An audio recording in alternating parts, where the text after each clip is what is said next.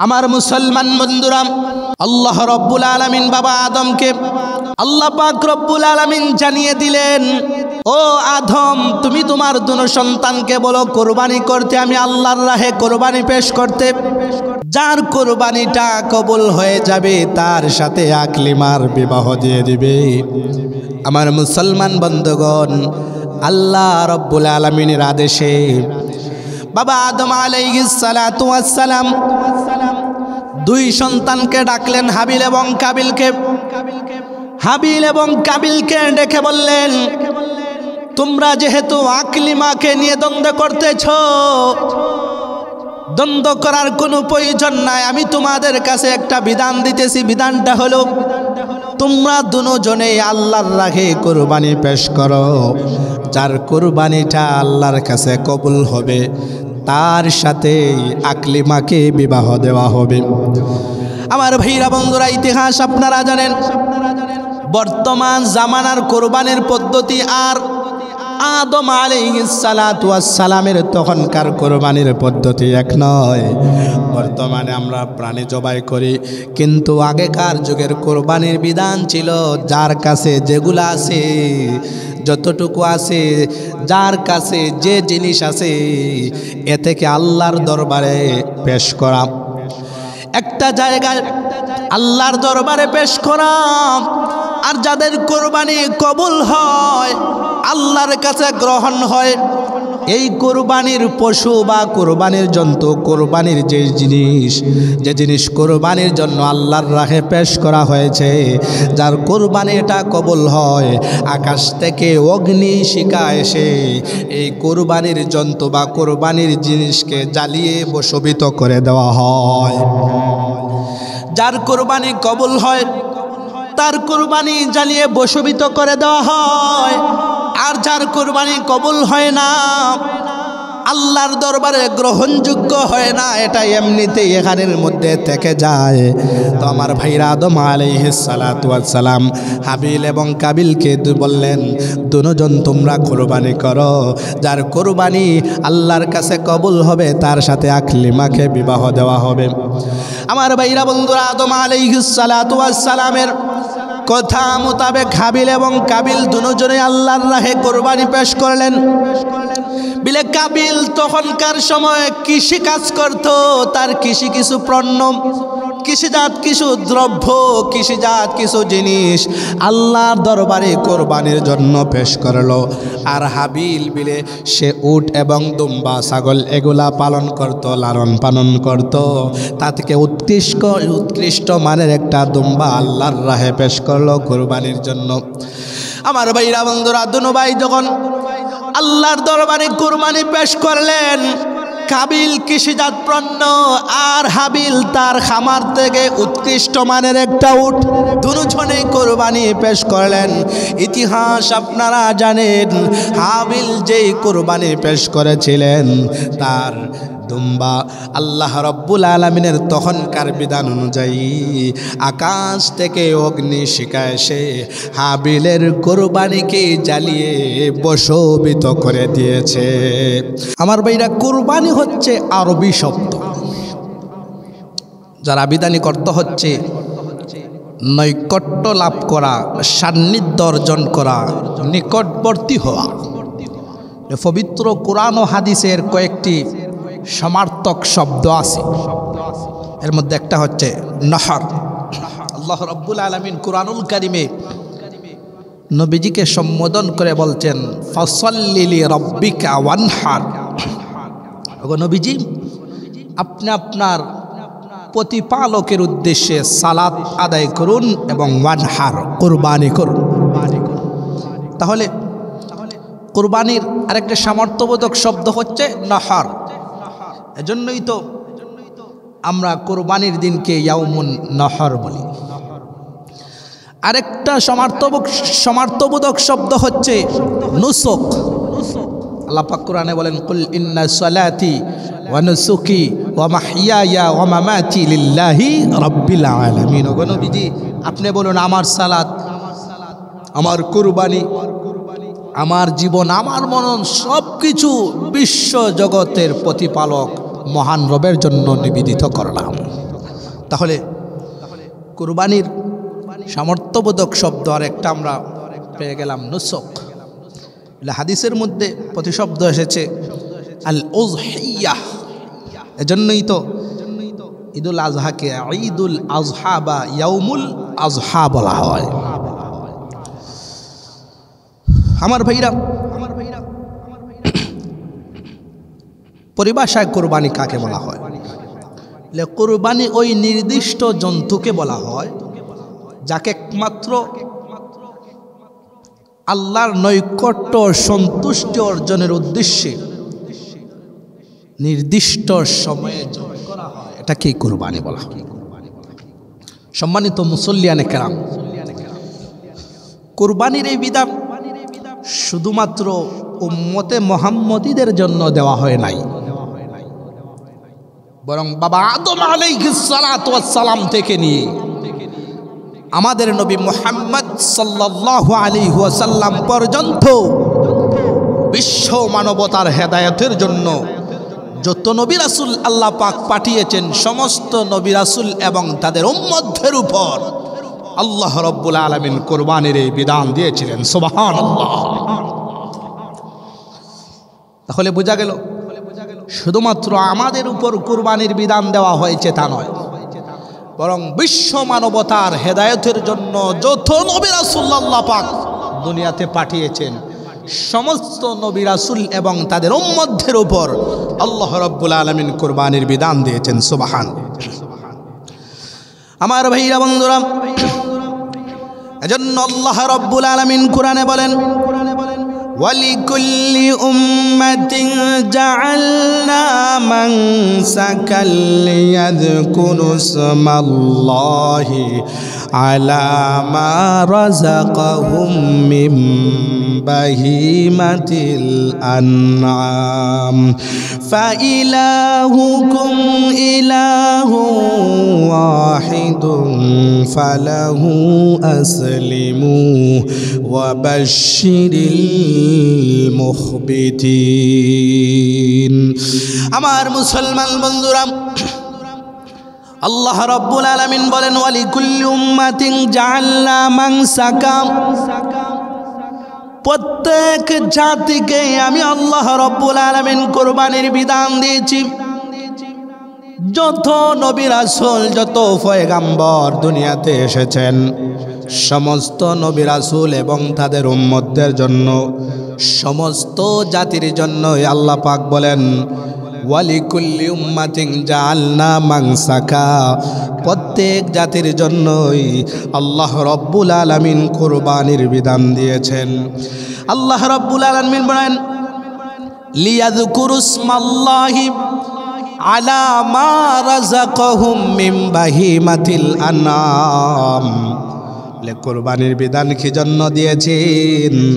আল্লাহ পাক বলেন, লিয়াযকুরু ইসমাল্লাহি আলা মা রাযাকাহুম মিন বাহিমাতিল আনআম, যাতে তারা আমার নাম স্মরণ করতে পারে ওই সমস্ত প্রাণীর উপর, যেই সমস্ত প্রাণী, যেই সমস্ত জন্তু আমি আল্লাহ রব্বুল আলামিন রিজিক হিসাবে তাদেরকে দিয়েছি। আমার মুসলমান বন্ধুরা, এই আয়াতের মাধ্যমে প্রমাণ হয়ে গেল কুরবানির বিধান শুধুমাত্র আমার আপনার নবী এবং আমাদের উপর ওয়াজিব নয়, এ বিধান শুধুমাত্র আমাদের জন্য নয়। আল্লাহ রাব্বুল আলামিন বলেন, যত নবী রাসূল আল্লাহ রাব্বুল আলামিন দুনিয়াতে পাঠিয়েছেন, তাদের এবং তাদের উম্মতের উপর আল্লাহ রাব্বুল আলামিন কোরবানির বিধান দিয়েছেন। বলে কেন দিয়েছেন? বলে আল্লাহর নাম যেন তারা স্মরণ করতে পারে ওই সমস্ত প্রাণীর উপর, যেই সমস্ত প্রাণী আমি আল্লাহ রাব্বুল আলামিন তাদেরকে রিজিক হিসাবে দিয়েছি। রিজিক হিসাবে যত প্রাণী আমি আল্লাহ রব্বুল আলামিন তোমাদেরকে দিয়েছি, এই সমস্ত প্রাণী থেকে কিছু প্রাণীর উপর যেন আমার নাম স্মরণ করতে পারে, এজন্যই আমি আল্লাহ কোরবানির বিধান দিয়েছি। সুবহানাল্লাহ।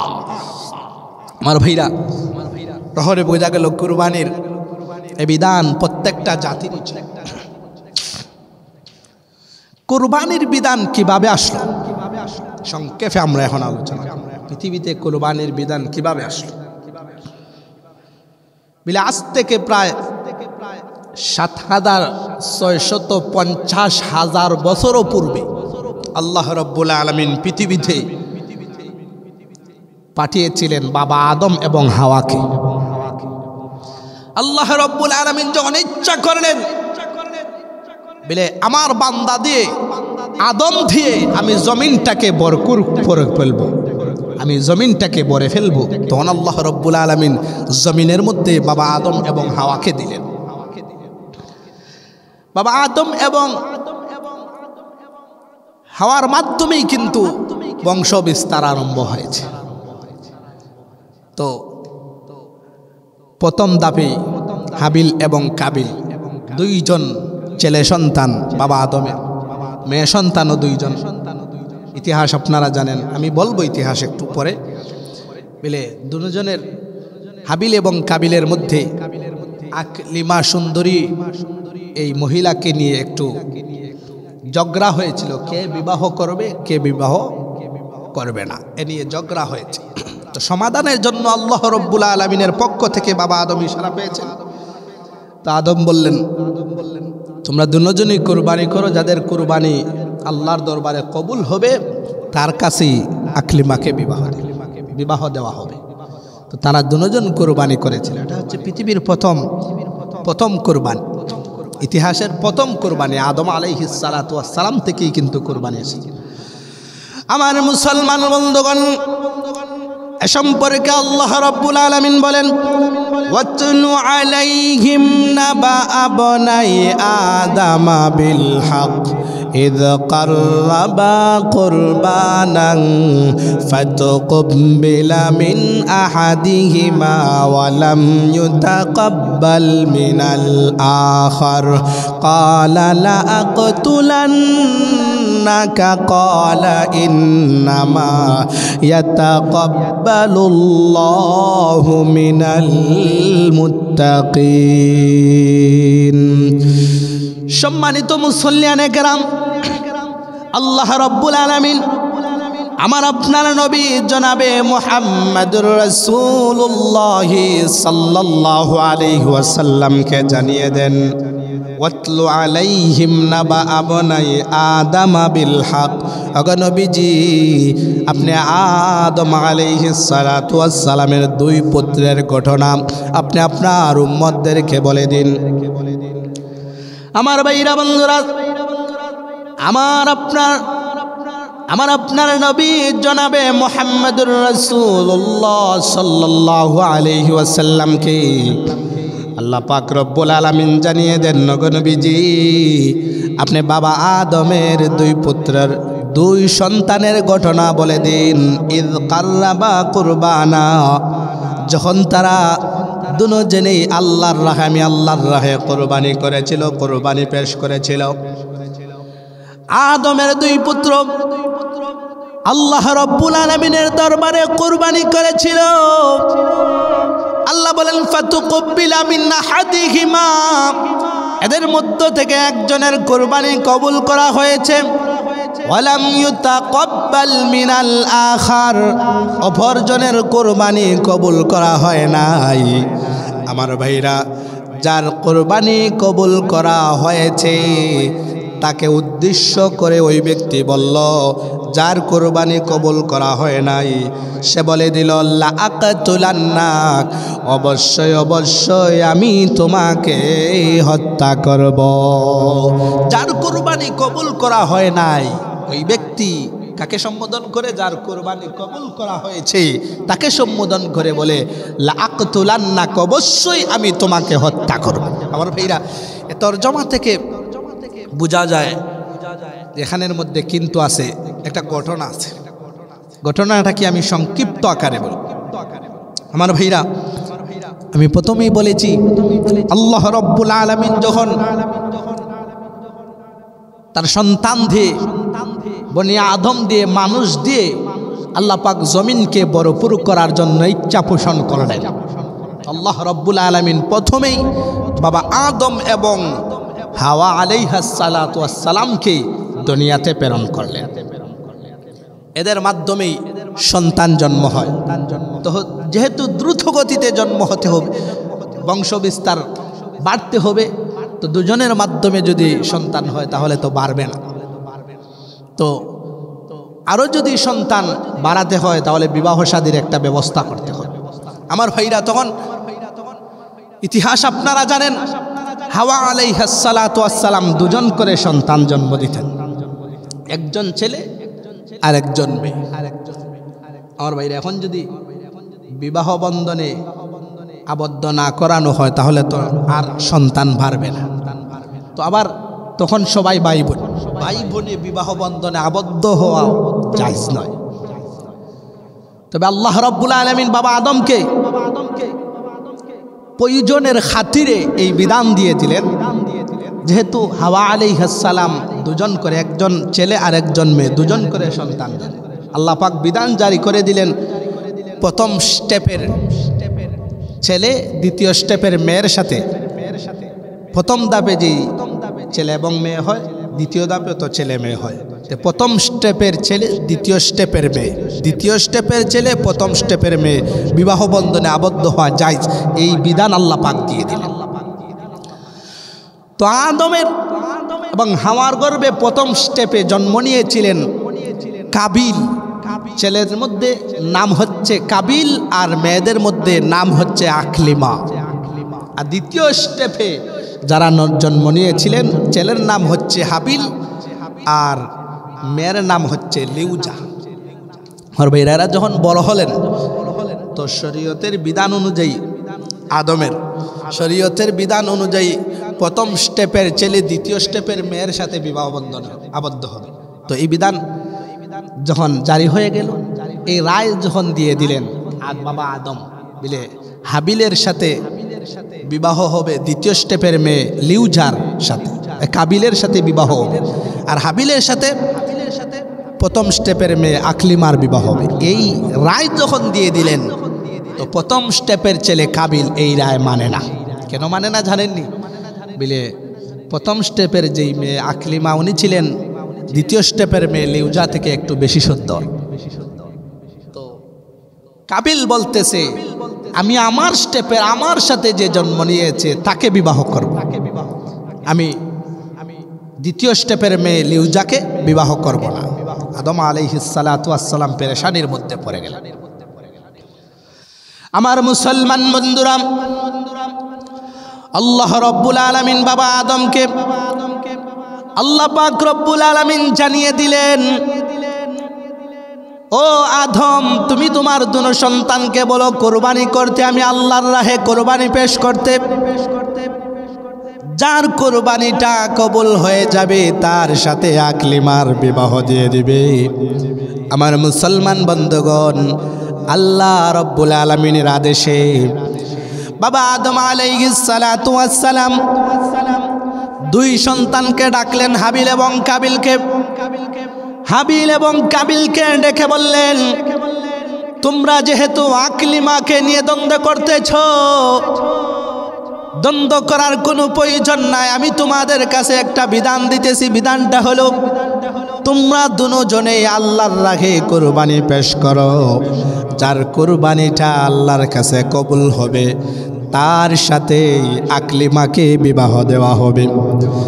আমার ভাইরা বন্ধুরা, ইতিহাস আপনারা জানেন, বর্তমান জামানার কোরবানির পদ্ধতি আর আদম আলাইহিস সালাতু ওয়াস সালামের তখনকার কোরবানির পদ্ধতি এক নয়। বর্তমানে আমরা প্রাণী জবাই করি, কিন্তু আগেকার যুগের কোরবানির বিধান ছিল, যার কাছে যেগুলো আছে, যতটুকু আছে, যার কাছে যে জিনিস আছে, এ থেকে আল্লাহর দরবারে পেশ করা। একটা জায়গায় আল্লাহর দরবারে পেশ করা, আর যাদের কোরবানি কবুল হয়, আল্লাহর কাছে গ্রহণ হয়, এই কোরবানির পশু বা কোরবানির জন্তু, কোরবানির যে জিনিস কোরবানির জন্য আল্লাহর রাহে পেশ করা হয়েছে, যার কোরবানিটা কবুল হয়, আকাশ থেকে অগ্নি শিখা এসে এই কোরবানির জন্তু বা কোরবানির জিনিসকে জ্বালিয়ে ভস্মীভূত করে দেওয়া হয়। যার কোরবানি কবুল হয় তার কোরবানি জ্বালিয়ে ভস্মীভূত করে দেওয়া হয়, আর যার কোরবানি কবুল হয় না, আল্লাহর দরবারে গ্রহণযোগ্য হয় না, এটা এমনিতেই এখানের মধ্যে থেকে যায়। তো আমার ভাইরা আদম আলাইহিস সালাতু ওয়াস সালাম হাবিল এবং কাবিলকে বললেন, দুজন তোমরা কুরবানি করো, যার কুরবানি আল্লাহর কাছে কবুল হবে তার সাথে আকলিমাকে বিবাহ দেওয়া হবে। আমার ভাইরা বন্ধুরা, আদম আলাইহিস সালাতু ওয়াস সালামের কথা মোতাবেক হাবিল এবং কাবিল দুজনে আল্লাহর রাহে কুরবানি পেশ করলেন। বিলে কাবিল তখনকার সময় কৃষি কাজ করত, তার কৃষি কিছু পণ্য, কৃষিজাত কিছু দ্রব্য, কৃষিজাত কিছু জিনিস আল্লাহর দরবারে কোরবানির জন্য পেশ করলো। আর হাবিল বিলে সে উট এবং দুম্বা ছাগল এগুলা পালন করত, লালন পালন করত। তা থেকে উৎকৃষ্ট মানের একটা দুম্বা আল্লাহর রাহে পেশ করলো কোরবানির জন্য। আমার ভাইরা বন্ধুরা, দুনো ভাই যখন আল্লাহর দরবারে কুরবানি পেশ করলেন, কাবিল কৃষিজাত পণ্য আর হাবিল তার খামার থেকে উৎকৃষ্ট মানের একটা উট, দুজনেই কুরবানি পেশ করলেন।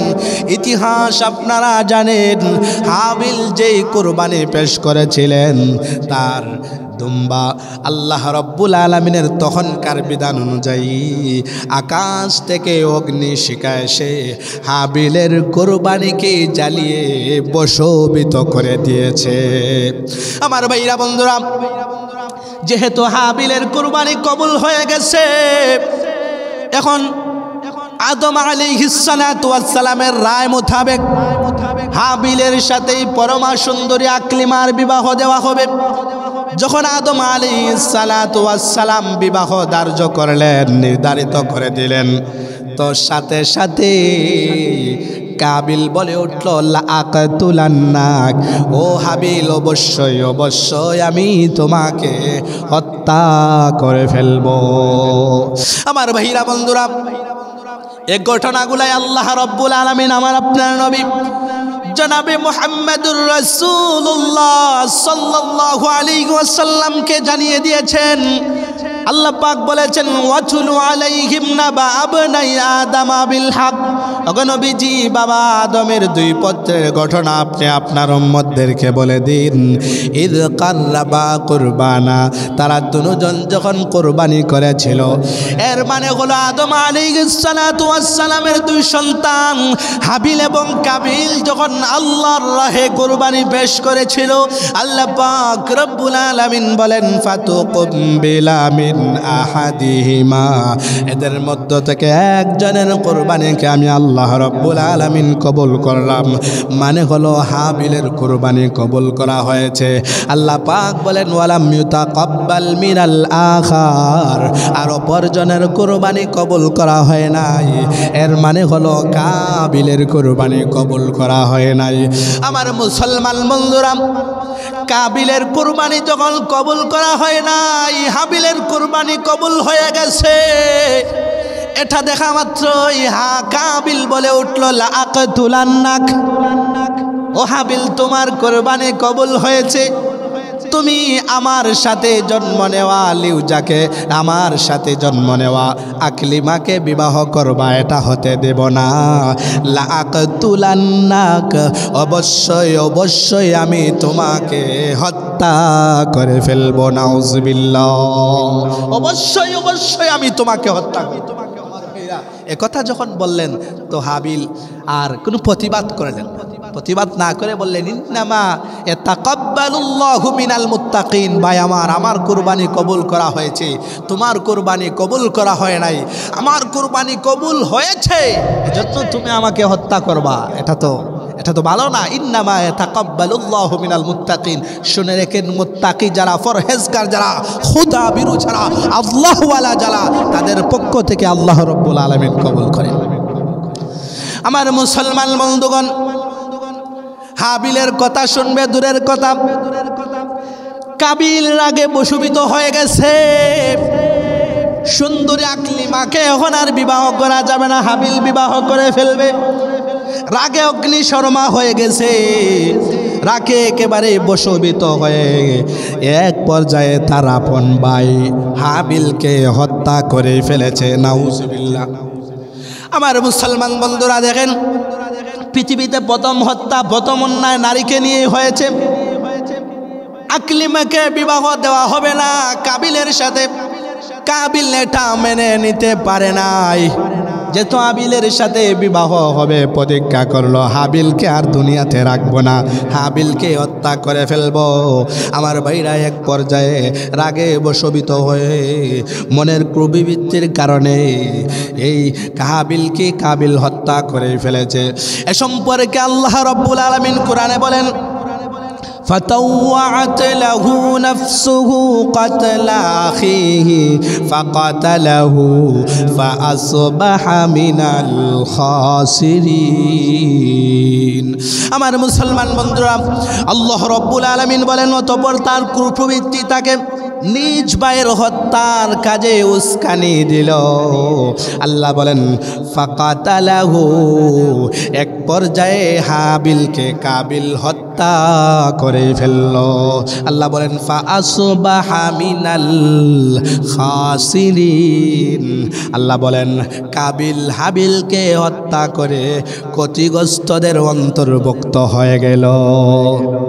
আমার মুসলমান বন্ধুরা, তাহলে দেখেন কাবিল হাবিলকে এক পর্যায়ে হত্যা করে ফেলেছে। হত্যা করার পর কি করবে পেরেশান হয়ে গেছে, কারণ যত তারপরেও তার রক্তের একটা টান আছে, রক্তের সম্পর্ক যেহেতু অনুতপ্ত হয়ে গেল। কি করা যায়, কি করা যায়, ভাইকে তো হত্যা করে ফেললাম। আমার ভাইরা, এটা হচ্ছে পৃথিবীর প্রথম হত্যা। হত্যা করে মানুষকে কি করা লাগে তার তো জানা নাই, পেরেশানির মধ্যে পড়ে গেছে। আমার ভাইরা, এই সব কিছু তো আল্লাহ রাব্বুল আলামিন দেখতেছেন।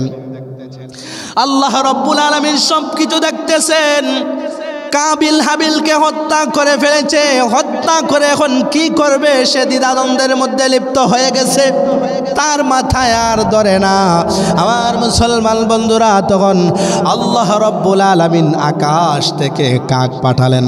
কোরআনের মধ্যে আল্লাহ রাব্বুল আলামিন বলেছেন ফাবাআসাল্লাহু গুরাবান ইয়াবহাসু ফিল আরদি লিয়ুরিয়াহু কাইফা ইউয়ারি সাওআতা আখি।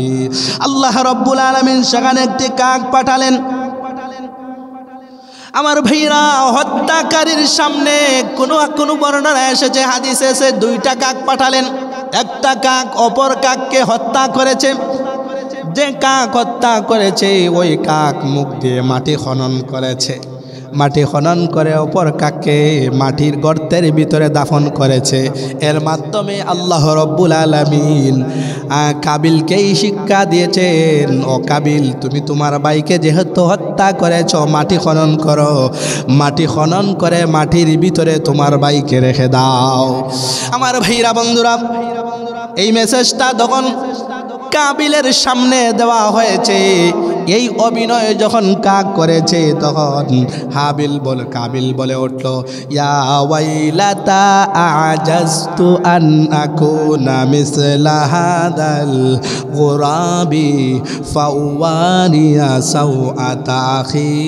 তখন কাবিল বলে উঠল, হায় হায়, আমি তো কাকের চাইতেও অক্ষম হয়ে গেলাম। কাক যেই জিনিস পারে এই জিনিস দেখে আমি পারি না।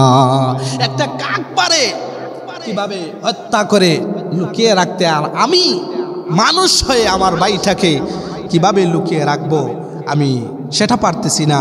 আল্লাহ বলেন ফাওয়ারিয়া সাওআতা আখি ফাআসবাহা মিনান নাদিমিন, সে অনুতপ্ত হল। আমার ভাইরা বন্ধুরা, তাহলে এই ঘটনার মাধ্যমে স্পষ্ট প্রমাণ হয়ে গেল কাবিল হাবিলকে হত্যা করে ফেলেছে। আমার ভাইরা মুফাসসিরিনে কেরাম বলেন কাবিল হাবিলকে হত্যা করে উভয় জগতেই ক্ষতিগ্রস্ত হয়ে গেছে। ইহকালীন ক্ষতিগ্রস্ত হয়েছে, পরকালীন ক্ষতিগ্রস্ত হয়েছে। বলে ইহকালীন ক্ষতি কি?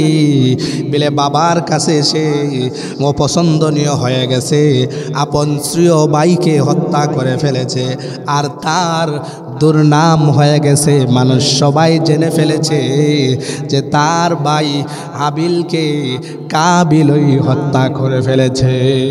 বাবার কাছে অসন্তুষ্ট হয়ে গেছে, নিজের ভাই হারানো, দুর্নাম তো হয়েছে। কিয়ামতের আগ পর্যন্ত সবাই জানবে যে হাবিলকে অন্যায়ভাবে কাবিল হত্যা করেছে। এটা হচ্ছে ইহকালীন একটা তার ক্ষতি। আর পরকালীন কি বলে অত্যাচার, সীমালঙ্ঘন এবং সম্পর্ক ছেদ করার কারণে পরকালে কঠিন আযাবে তাকে গ্রেফতার করা হবে। আমার ভাইরা, আল্লাহর নবীর সাহাবী আব্দুল্লাহ ইবনে মাসউদ রাদিয়াল্লাহু আনহু থেকে বর্ণিত হাদিস আছে। আল্লাহর নবী সাল্লাল্লাহু আলাইহি ওয়াসাল্লাম বলেছেন, যে কেহ কাউকে যদি অন্যায়ভাবে নাহক হত্যা করে, অন্যায়ভাবে যদি হত্যা করে, নাহক যদি হত্যা করে, হত্যা করার পর যেই পাপ হবে, এই পাপের একটা অংশ আদমের পুত্র কাবিলের আমল নামায় চলে যাবে। কারণ সেই হচ্ছে পৃথিবীতে নাহক হত্যাকারী প্রথম, সেই সর্বপ্রথম পৃথিবীতে অন্যায়ভাবে হত্যার রাস্তা মানুষদেরকে দেখিয়েছে। সুতরাং কিয়ামতের আগ পর্যন্ত যত মানুষ অপরকে অন্যায়ভাবে নাহক হত্যা করবে, তার একটা পাপ আদমের পুত্র কাবিলের আমল নামায় চলে যাবে। আমার ভাইরা বন্ধুরা, এই হলো পৃথিবীতে সর্বপ্রথম কোরবানি আসার বিধান। এখন আসেন, আমরা যে কোরবানি করি এটা কোথায় থেকে আসে? আমার মুসলমান বন্ধুরা, একটা হাদিস বলি। আল্লাহর নবীর সাহাবী হযরতে যায়েদ ইবনে আরকাম রাদিয়াল্লাহু আনহু থেকে বর্ণিত হাদিস। উনি বলতেছেন, ক্বালা আসহাবু রাসূলিল্লাহি সাল্লাল্লাহু আলাইহি ওয়াসাল্লাম, একবার অনেকগুলা সাহাবায়ে কেরাম আল্লাহর নবী সাল্লাল্লাহু আলাইহি ওয়াসাল্লামের কাছে গেলেন। নবীজি সাল্লাল্লাহু আলাইহি ওয়াসাল্লামের কাছে গিয়ে বললেন, ইয়া রাসূলুল্লাহ, ইয়া হাবিবাল্লাহ, ওগো আল্লাহর রাসূল, মা হাদিহিল আযাহি, ওগো আল্লাহর রাসূল, কুরবানি কি? কুরবানি সম্পর্কে আমাদেরকে কিছু বলেন। আল্লাহর নবী বলেন, সুন্নাতু আবিকুম ইব্রাহিম আলাইহিস সালাতু ওয়াস সালাম, বলে কুরবানি হলো আমাদের পিতা হযরতে ইব্রাহিম আলাইহিস সালাতু ওয়াস সালামের সুন্নাহ। আমার ভাইরা বন্ধুরা, আল্লাহর নবী ইব্রাহিম যখন বললেন কুরবানি হলো, আমার আপনার নবী মুহাম্মদুর রাসূলুল্লাহ সাল্লাল্লাহু আলাইহি ওয়াসাল্লাম যখন বললেন কুরবানি হলো আমাদের পিতা ইব্রাহিম আলাইহিস সালাতু ওয়াস সালামের সুন্নাহ, তখন সাহাবায়ে কেরাম আবার প্রশ্ন করলেন, ক্বালু, ওগো আল্লাহর রাসূল, ফামা লানা ফিহা ইয়া রাসূলুল্লাহ, এতে আমাদের কি লাভ হবে? আমরা যে কুরবানি করব, বুঝলাম ইব্রাহিমি সুন্নাহ, আমরা যদি কুরবানি করি তাহলে আমাদের কি ফায়দা হবে? আল্লাহর নবী বলেন, ক্বালা বিকুল্লি শারাতিন হাসানা, কুরবানির পশুর প্রত্যেকটা পশমের বিনিময়ে তোমাদেরকে একটা নেকি দেওয়া হবে। তোমরা যে কুরবানি করবা, যে প্রাণী কুরবানি করবা, প্রাণীর প্রত্যেকটা পশমের বিনিময়ে তোমাদের জন্য একটা নেকি দেওয়া হবে। সুবহানাল্লাহ। আমার ভাইরা, তাহলে বোঝা গেল আমরা যে কুরবানি করি, এই হাদিসের মাধ্যমে স্পষ্ট প্রমাণ হয়ে গেল এটা হচ্ছে ইব্রাহিম আলাইহিস সালাতু ওয়াস সালামের সুন্নাহ। আমার ভাইরা, ইব্রাহিম আলাইহিস সালাতু ওয়াস সালাম এমন একজন নবী ছিলেন,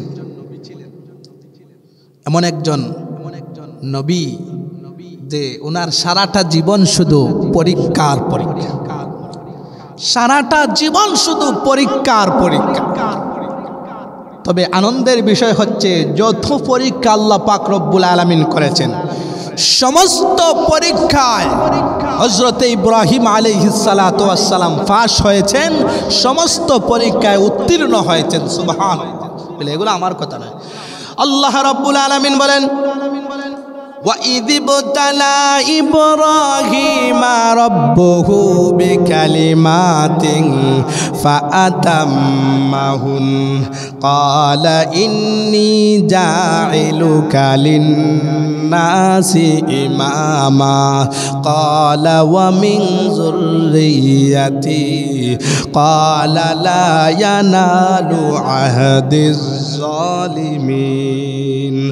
আমার মুসলমান বন্ধুরা, আমার আপনার নবী জনাবে মুহাম্মদুর রাসূলুল্লাহ সাল্লাল্লাহু আলাইহি ওয়াসাল্লামকে আল্লাহ রাব্বুল আলামিন জানিয়ে দিলেন, ওগো নবীজি স্মরণ করো যখন আমি ইব্রাহিম আলাইহিস সালাতু ওয়াস সালামকে কতিপয় বিষয়ে পরীক্ষা করেছিলাম, ওয়াইজিবতালা ইব্রাহিমা রাব্বুহু বিকালিমাতিন, আমি আল্লাহ রাব্বুল আলামিন যখন ইব্রাহিমকে কতিপয় বিষয়ে পরীক্ষা করেছিলাম, আমার ভাইরা আল্লাহ রাব্বুল আলামিন বলেন ফাতাম্মাহুন, যত পরীক্ষা ইব্রাহিম আলাইহিস সালাতু ওয়াস সালামকে করেছি সমস্ত পরীক্ষা পরিপূর্ণভাবে দিয়েছেন।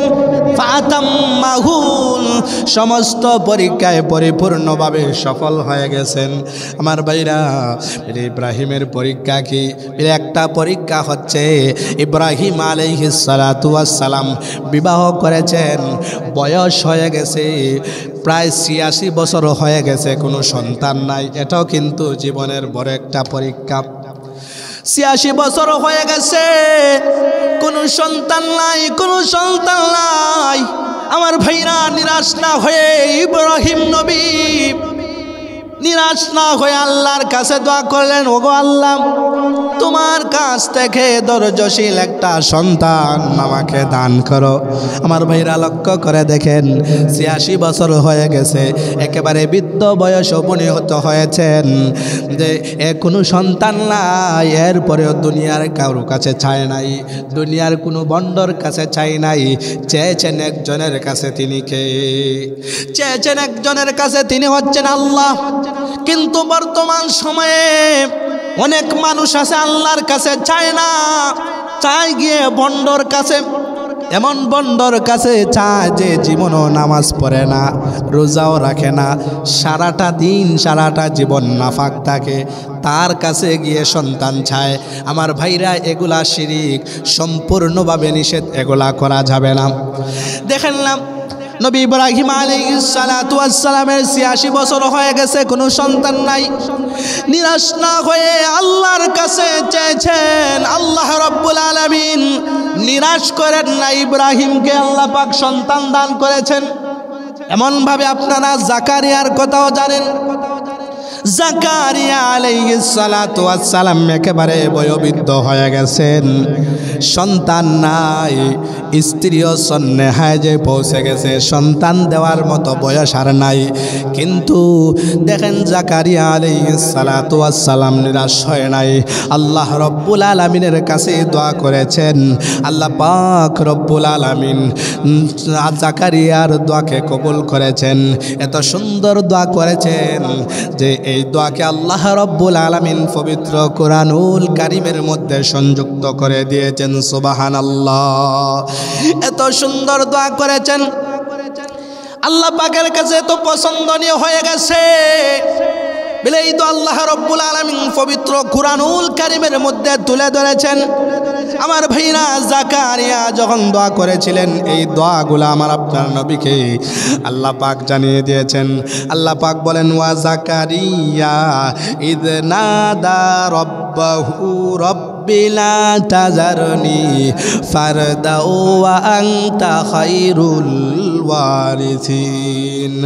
আমার মুসলমান বন্ধুরা, আল্লাহ রব্বুল আলামিন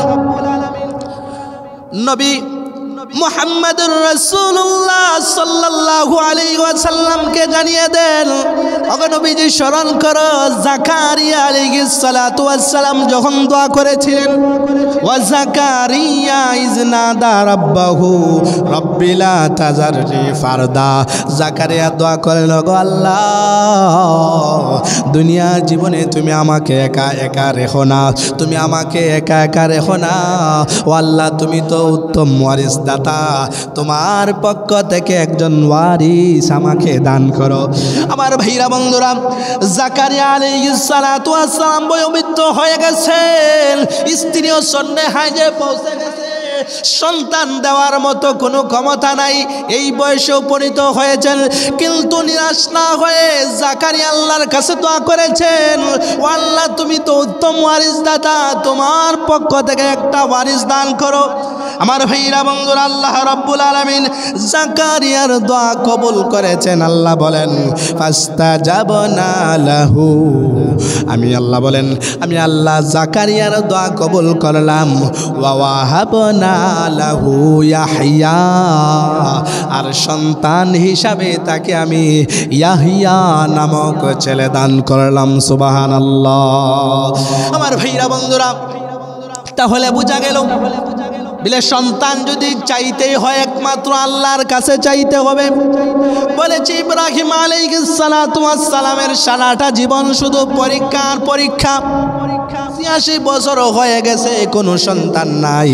আবার জীবনের মধ্যে বড় ধরনের একটা পরীক্ষার কথা সংক্ষেপে বলি। আমার ভাইরা, ইমানের কারণে ইব্রাহিম আলাইহিস সালাতু ওয়াস সালাম যত পরীক্ষা দিয়েছিলেন, এর মধ্যে একটা কঠিন পরীক্ষা হচ্ছে যে ইমানের কারণে, ইসলামের দাওয়াত দেওয়ার কারণে, দিনের কথা বলার কারণে নমরুদ কিন্তু ইব্রাহিম আলাইহিস সালাতু ওয়াস সালামকে আগুনের মধ্যে নিক্ষেপ করেছিল। আপনারা এটা সবাই জানেন। আগুনের মধ্যে নিক্ষেপ করা হয়েছে, সাথে সাথে আল্লাহ রাব্বুল আলামিন আগুনকে উদ্দেশ্য করে বলেছিলেন কুলনা ইয়া নারু কুনি বারদাও ওয়া সালামান আলা ইব্রাহিম। আল্লাহ পাক রব্বুল আলামিন আগুনকে লক্ষ্য করে বলেছিলেন, আগুন তুমি আমার ইব্রাহিমের জন্য শীতল শান্তিময় হয়ে যাও। আমার ভাইরা, ইতিহাস জানেন যে আগুন নবী ইব্রাহিমের জন্য এত প্রশান্তিদায়ক হয়েছিল যে ইব্রাহিমের একটা পশমও কিন্তু আগুনে জ্বালায় নাই। বুঝাতে চেয়েছি আল্লাহ রাব্বুল আলামিন নবী ইব্রাহিম আলাইহিস সালাতু ওয়াস সালামকে যত পরীক্ষা করেছেন, সমস্ত পরীক্ষা ইব্রাহিম আলাইহিস সালাতু ওয়াস সালাম পাশ হয়েছেন। আমার ভাইরা, এরকম একটা পরীক্ষা হচ্ছে সন্তান না দেওয়া। সন্তান হয় নাই, ৮৬ বছর হয়ে গেছে।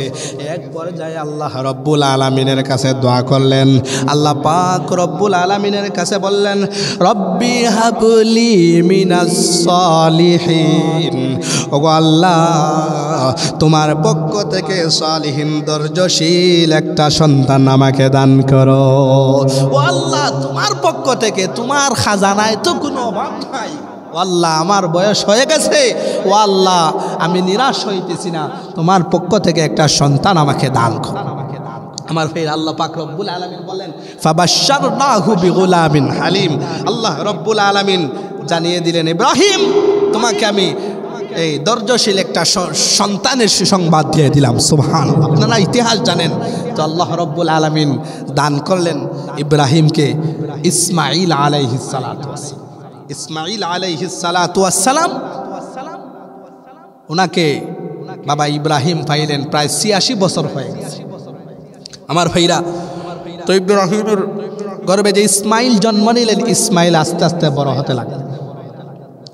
ইসমাইল যখন বাবার সাথে চলাফেরার বয়সে উপনীত হয়, বাবার সাথে চলাফেরার মতো বয়সে উপনীত হলেন, বাবার সাথে চলাফেরা করতে পারবেন, তখন সময় আল্লাহ রব্বুল আলামিন নবী ইব্রাহিমকে জানিয়ে দিলেন, ইব্রাহিম তুমি তোমার সন্তান ইসমাইলকে জবাই করো, কুরবানি করো। আল্লাহ রাব্বুল আলামিন বলেন ফালাম্মা বালাগা মাআহুস সা'য়া ক্বালা ইয়া বুনাইয়া ইন্নী আরা ফিল মানামি আন্নী আযবাহুকা ফানজুর মাযা তারা। আল্লাহ রাব্বুল আলামিন বলেন ফালাম্মা বালাগা মাআহুস সা'য়া, ইব্রাহিমের সাথে চলাফেরার বয়সে যখন ইসমাইল উপনীত হয়ে গেলেন, তো আল্লাহ পাক ইব্রাহিমকে ডেকে বললেন, ইয়া বুনাইয়া ইন্নী আরা ফিল মানামি আন্নী আযবাহুকা ফানজুর মাযা তারা। আল্লাহ পাক ইব্রাহিমকে বললেন, ইব্রাহিম তুমি তোমার সন্তানকে আমার রাহে কোরবানি দাও, আমার রাহে কোরবানি করে ফেলো। আমার ভাইরা বন্ধুরা, ইতিহাস লম্বা, তখন কোনো বর্ণনা এসেছে ইব্রাহিম আলাইহিস সালাতু ওয়াস সালাম ছিলেন সিরিয়ায়। সিরিয়ায় থেকে আপনারা তো ইতিহাস জানেন, ইসমাইল এবং হাজরাকে আল্লাহর নির্দেশে ইব্রাহিম নবী মক্কায় রেখে এসেছিলেন।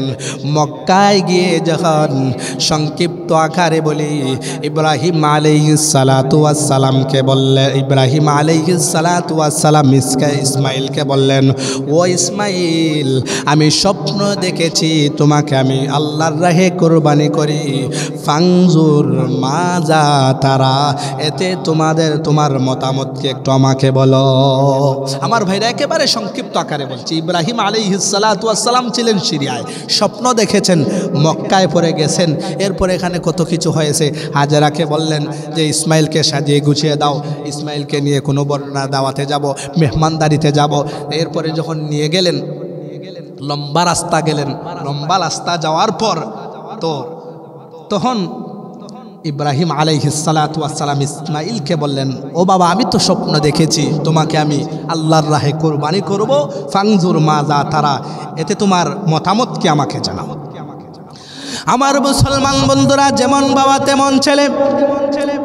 ইসমাইল আলাইহিস সালাতু ওয়াস সালামের বুঝতে দেরি হয় নাই, বাবা ইব্রাহিম আল্লাহর নবী, আর স্বপ্ন যেহেতু দেখেছেন, নবীদের স্বপ্ন কোনোদিন ব্যথা হয় না, নবীদের স্বপ্ন হয় ওহী। নবীরা এমনিতেই স্বপ্ন দেখে না।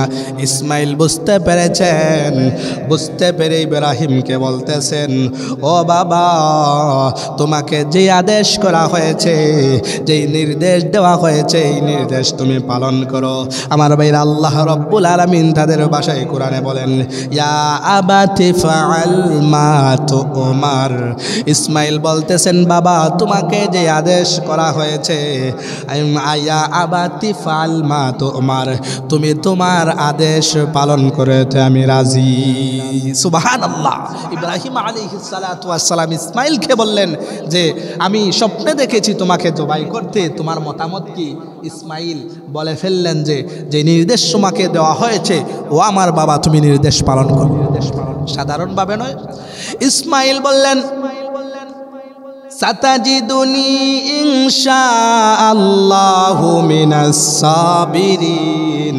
বাবা, তোমাকে যেই নির্দেশ দেওয়া হয়েছে, নির্দেশ পালন করো। আর আমিও বলে দিলাম, ইনশাআল্লাহ আপনি আমাকে ধৈর্য ধারণকারীদের মধ্যে পাবেন। আপনি দেখেছেন জবে করার জন্য, আমি এটা নাচক করে দিব, আমি না করে দিব তা নয়, আমি রাজিও হয়ে গেলাম আর বলে দিলাম, ইনশাআল্লাহ সাতাজিদুনি ইনশাআল্লাহু মিনাস সাবিরিন। আপনি আমাকে ধৈর্যশীলদের অন্তর্ভুক্ত পাবেন, ধৈর্য ধারণকারীদের অন্তর্ভুক্ত পাবেন। সুবহানাল্লাহ। আমার ভাইরা বন্ধুরা, দুজন যখন রাজি হয়ে গেলেন, এবার শয়তানের তো জ্বালাপোড়া শুরু হয়ে গেছে। হাদিসের মধ্যে আছে, সর্বপ্রথম হাজেরাকে শয়তান ধোঁকা দেওয়ার জন্য গেছে, কিন্তু হাজেরাকে কোনো ধোঁকা দিতে পারে নাই। অবশেষে ইব্রাহিমের কাছে এসেছে। আমার ভাইরা, নবীর সাহাবী ইবনে আব্বাস রাদিয়াল্লাহু আনহু থেকে বর্ণিত হাদিসে আছে যে যখন দুজন রাজি হয়ে গেলেন, ইব্রাহিম আলাইহিস সালাতু ওয়াস সালাম সন্তানকে কুরবানি দিবেন। ইব্রাহিম এবং ইসমাইল দুজন যখন রাজি হয়ে গেছেন, শয়তানের জ্বালাফোড়া সৃষ্টি হয়েছে। শয়তান ইব্রাহিমকে এই কুরবানি নিয়ে যাওয়ার রাস্তায় তিনবার ধোঁকা দিছে। ইবনে আব্বাস রাদিয়াল্লাহু আনহুর বর্ণনা এসেছে, এক নম্বর জায়গা হচ্ছে জামরায়ে উকবার নিকট। ইব্রাহিম আলাইহিস সালাতু ওয়াস সালামের কাছে তখন বন্ধু বেশে গেছে। বন্ধু বেশে গিয়ে বলে, ও ইব্রাহিম, কোনো বাবাকে দেখেছ কি সন্তানকে জব কুরবানি করতে, জবে দিতে? তুমি কেন এই আদেশে রাজি হয়ে গেলা? আমার ভাইরা বন্ধুরা, হাদিসের মধ্যে আছে ইব্রাহিম আলাইহিস সালাতু ওয়াস সালামকে সন্তান ওই শয়তান পদচিত করতে পারে নাই, ধোঁকা দিতে পারে নাই। তখন সময় আল্লাহু আকবারের দবনি দিয়ে বলা হয় ইব্রাহিম 7টা কঙ্কর নিক্ষেপ করেছিলেন। কোনো বর্ণনায় ইব্রাহিম এবং ইসমাইল দুজনেই 7টা কঙ্কর নিক্ষেপ করেছিলেন। এই কঙ্কর নিক্ষেপটা আল্লাহর কাছে তো পছন্দনীয় হয়েছে, আল্লাহ পাক উম্মতে মুহাম্মদীদের জন্য শাইর করে দিয়েছেন। এত পছন্দনীয় হয়েছে এই যে এই শয়তানের দুকায় না পড়ে শয়তানকে কঙ্কর নিক্ষেপ করেছেন, এটা উম্মতে মুহাম্মদীদের জন্য শাইর। মিনায় গিয়ে হাজিদের জন্য এখানে কঙ্কর নিক্ষেপ করাকে ওয়াজিব করে দিয়েছে আমার ভাইরা। তাহলে প্রথম জায়গা হচ্ছে জামরায়ে উকবার নিকট দুকা দিয়েছে, কঙ্কর নিক্ষেপ করেছেন। এরপরে বলা হয় 2 নম্বর জায়গায় জামরায়ে উস্তার নিকট, এখানেও বাধা দিয়েছিল, কঙ্কর নিক্ষেপ করেছেন। এরপরে জামরায়ে উলার নিকট, এই 3 জায়গায় শয়তান দুকা দিয়েছে ইব্রাহিমকে, কিন্তু কোনো জায়গায় দুকা দিতে পারে না আমার ভাইরা বন্ধুরা। ইব্রাহিমের কাছে পরাজিত হয়ে বলা হয় ইসমাইলের কাছে গেছে। ইসমাইলের কাছে শয়তান গিয়ে বলে, ইসমাইল তুমি কি জানো তোমার বাবা তোমাকে কোথায় নিয়ে যাচ্ছে? বিলে বেড়াইতে নিয়ে যাচ্ছে।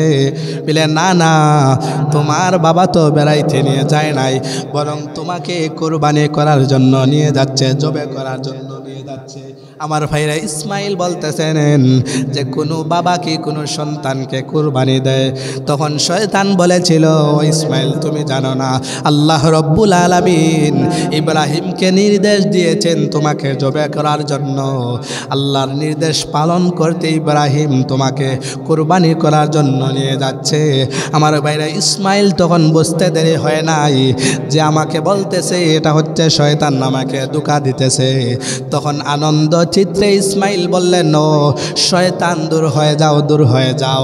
যদি আল্লাহ রব্বুল আলামিন এই আদেশ দিয়ে থাকেন, আল্লাহ পাক যদি আমাকে কবুল করে থাকেন, আমাকে পছন্দ করে থাকেন, তো আমার সৌভাগ্যের ব্যাপার, আমার আনন্দের বিষয়। তুমি বলতেছো যে আমাকে জবাই করে ফেলবা, আর এই নির্দেশ আমার দেওয়া হয়েছে আল্লাহর পক্ষ থেকে। যদি আল্লাহর পক্ষ থেকে দেওয়া হয় তাহলে তো আমি আনন্দে আছি, কারণ আল্লাহ রব্বুল আলামিন অন্য কাউকে গ্রহণ না করে আমাকে গ্রহণ করেছেন, আমাকে কবুল করেছেন। আমার বন্ধুরা, শয়তান কোনো জায়গায় ইব্রাহিম এবং ইসমাইলকে ধোঁকা দিতে পারে নাই। দুজন রাজি হয়ে গেলেন, কুরবানির নির্ধারিত জায়গায় চলে গেলেন। আমার ভাইরা বন্ধুরা, এখানে একটা কথা বলি, যখন ইব্রাহিম এবং ইসমাইল রাজি হয়ে গেলেন কোরবানি করার জন্য, নির্ধারিত জায়গায় যখন পৌঁছে গেলেন, তখন ইসমাইল আলাইহিস সালাতু ওয়াস সালাম বাবাকে উদ্দেশ্য করে কয়েকটা কথা বলেছিলেন। 1 নাম্বার কথা, ও বাবা তোমার নির্দেশ পালন তাড়াতাড়ি করো, তবে কয়েকটা কথা আমার জেনে রাখো, আমার কয়েকটা কথা আপনি মঞ্জুর করো। 1 নাম্বার কথা হচ্ছে, আপনি যে আমাকে কোরবানি করবা বাবা, ছুরিটা যেন তাড়াতাড়ি আমার গলার মধ্যে চালানো হয়। আপনি যে কোরবানি করবা, আমাকে জবে করবা, ছুরিটা যেন তাড়াতাড়ি চালানো হয়, কারণ মৃত্যুর যন্ত্রণা সম্পর্কে আপনার ধারণা আছে, জানা আছে। 2 নাম্বার প্রার্থনা করেছিলেন, বাবা আমাকে জবাই করার আগে আপনার জামাগুলা ভালো করে গুছিয়ে নেন, না হয় আমার রক্ত আপনার জামার মধ্যে লেগে যাবে, আর জনম দুঃখিনী মা আমার জামা দেখে বেকুল হয়ে যাবেন, অস্থির হয়ে যাবেন। এরপরে বলেছিলেন, ও বাবা আমার হাত পায়েগুলা ভালো করে বেঁধে নিন, এবার চক্ষুকে ভালো করে বেঁধে নিন, কারণ আমরা হচ্ছি বাবা পিতা এবং সন্তান, আমাদের রক্তের একটা সম্পর্ক আছে, যেন মায়া উদ্বেগ না হয়, দয়া মায়া না লাগে, এজন্য আমার হাত পাগুলা ভালো করে বেঁধে নেন, চক্ষু বেঁধে নেন।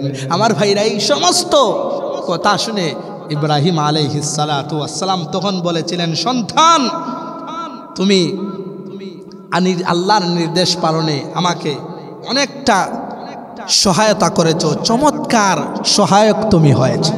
আমার ভাইরা বন্ধুরা, তো ইব্রাহিম এবং ইসমাইল যখন রাজি হয়ে গেলেন, দুজন যখন রাজি হয়ে গেলেন, ইব্রাহিমকে যখন কাঁধ করে মাটিতে শোয়াইলেন, একথা আল্লাহ রাব্বুল আলামিন বলেন, ফালাম্মা আসলামা ওয়া তাল্লাহু লিল জাবিন আল্লাহ রাব্বুল আলামিন বলেন যখন উভয়নত হয়ে গেলেন, উভয়নত হয়ে তাকে যখন উপদ করে মাটিতে শুয়ে দিলেন, মাটিতে শোয়ানোর পর ইব্রাহিম আলাইহিস সালাতু ওয়াস সালাম যখন ছুরি চালাতে শুরু করলেন ইসমাইলের গলায়, আমার ভাইরা এখন তো আর কাটে না, এখন তো ইসমাইলের আর গলা কাটে না।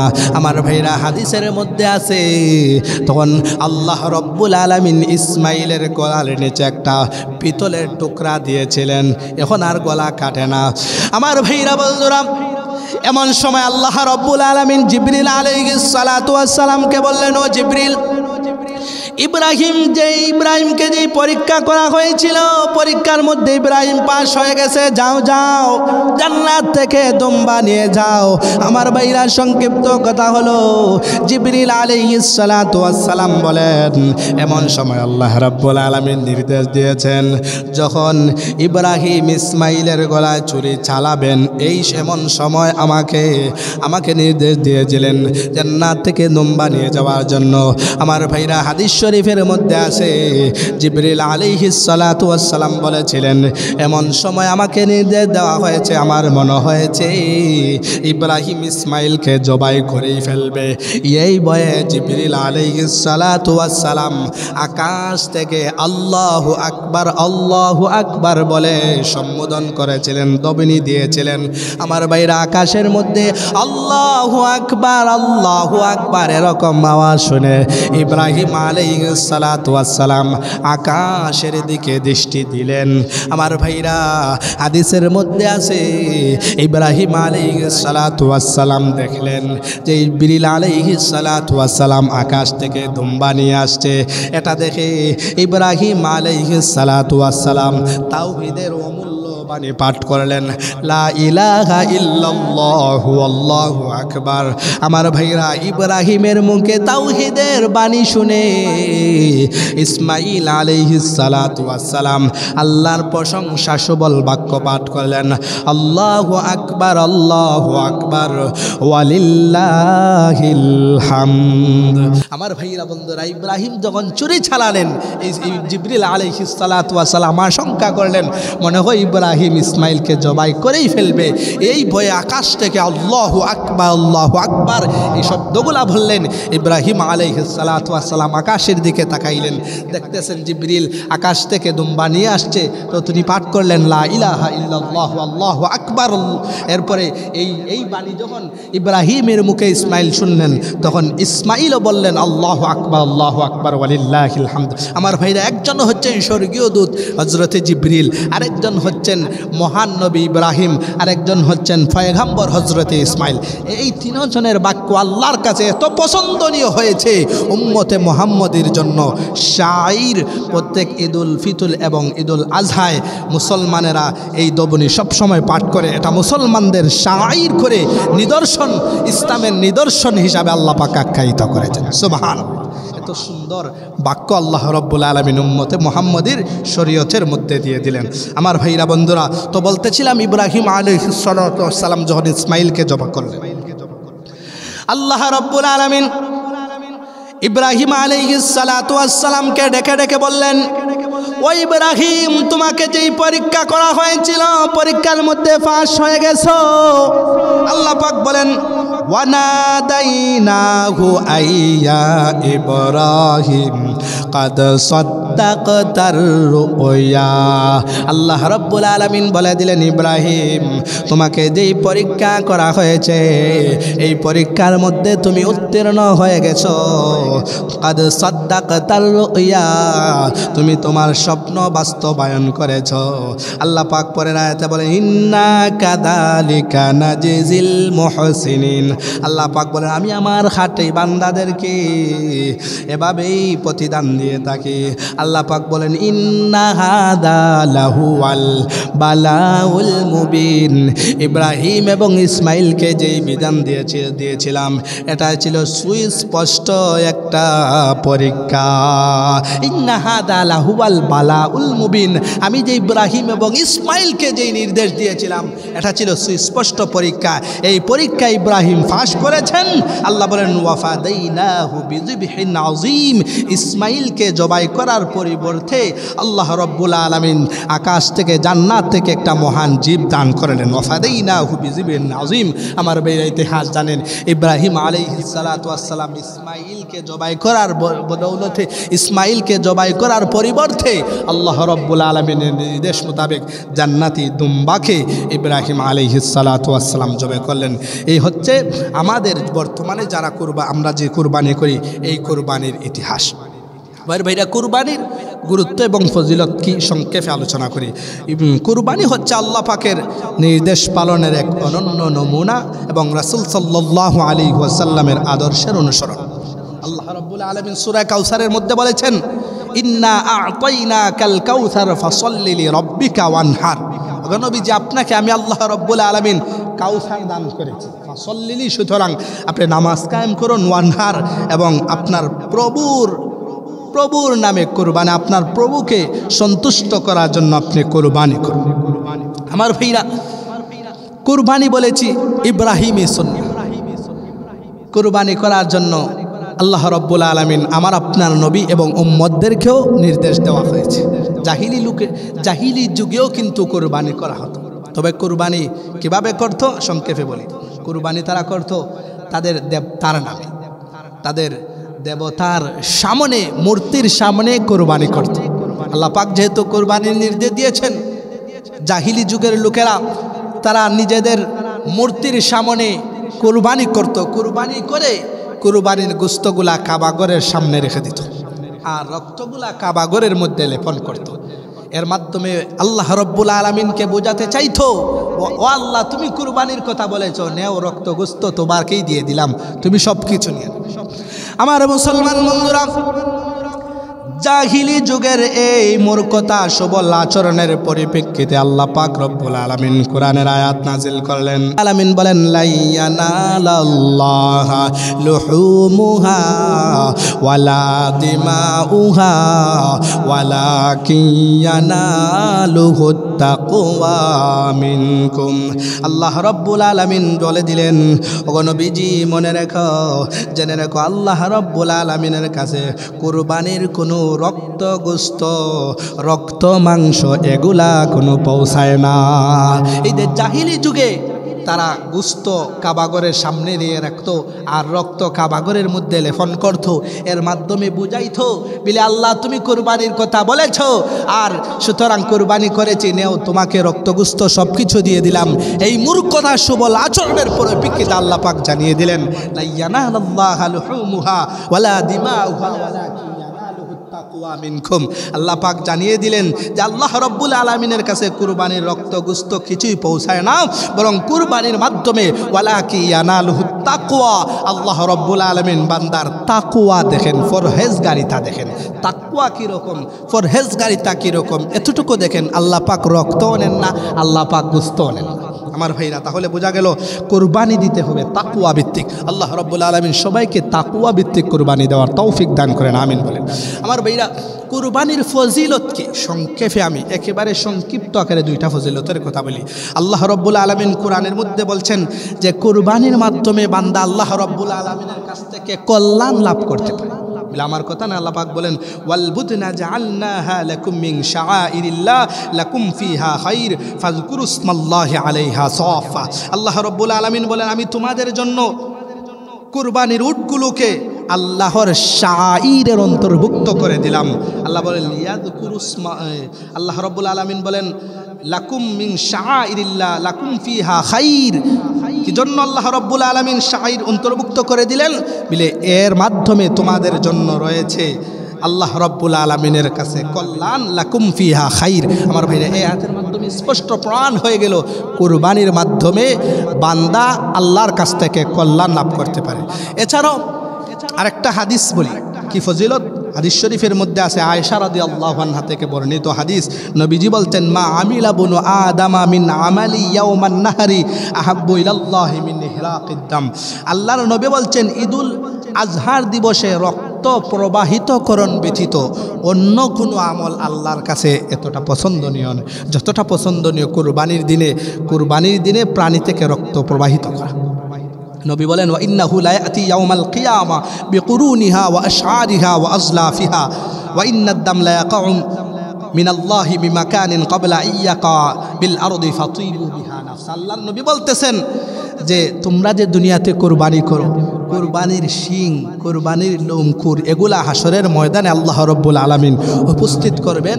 বান্দা তোমার যখন আল্লাহ রাব্বুল আলামিন আমলনামা ওজন করবেন তো তোমার আমলের পাল্লায় কুরবানির পশুর এই লোম শিং খুর এগুলো আল্লাহ রাব্বুল আলামিন উত্তোলন করবেন। সুবহানাল্লাহ। তাহলে বোঝা গেছে দুনিয়াতে যে কুরবানি করো, এই কুরবানির কিন্তু প্রচুর রোগ এই লোম খুর এগুলো আল্লাহ রাব্বুল আলামিন হাসরের ময়দানে তোমার আমলের পাল্লা, সুবহানাল্লাহ, তখন আমলের পাল্লাটা ভারী হয়ে যাবে। আমার ভাই আরেকটা হাদিস বলি, নবীজি সাল্লাল্লাহু আলাইহি ওয়াসাল্লাম বলেছেন আযিমু যুহায়াকুম ফাইন্নাহা আলা সিরাতি মাতায়াকুম। আল্লাহর নবী বলেন কুরবানির পশু ফুলসিরাতের উপর তোমাদের বাহন হবে, সুতরাং তোমরা মোটা তাজা পশু কুরবানি করো। আমার ভাইরা তাহলে এর মাধ্যমে প্রমাণ হয়ে গেল হাসরের ময়দানে ফুলসিরাতের যেই ফুল হবে প্রায় 30 বছর, উঠতে 10 বছর, সমতল 10, আবার ডাউন নিচের দিক দিয়ে নামতে আবার 10, 30 বছরের রাস্তা, কঠিন রাস্তা, ফুলসিরাতের ফুল চুলের চাইতেও চিকন, কুরের চাইতেও দাঁড়ালো, এই রাস্তা আল্লাহ রাব্বুল আলামিন কুরবানির পশুর মাধ্যমে পার করাবেন। সুবহানাল্লাহ। এছাড়াও অপর হাদিসের মধ্যে আছে আল্লাহর নবী বলেন বিকুল্লি কাতরাতিন হাসানা, তুমি যে কুরবানির পশু জবাই করবা, কুরবানির পশুর প্রত্যেকটা রক্তের ফোঁটার বিনিময়ে এক একটা সওয়াব আল্লাহ রাব্বুল আলামিন তোমার আমলনামায় দান করবেন। আল্লাহ রাব্বুল আলামিন আমাদের সবাইকে আল্লাহর রাহে কুরবানি করার তৌফিক দান করেন।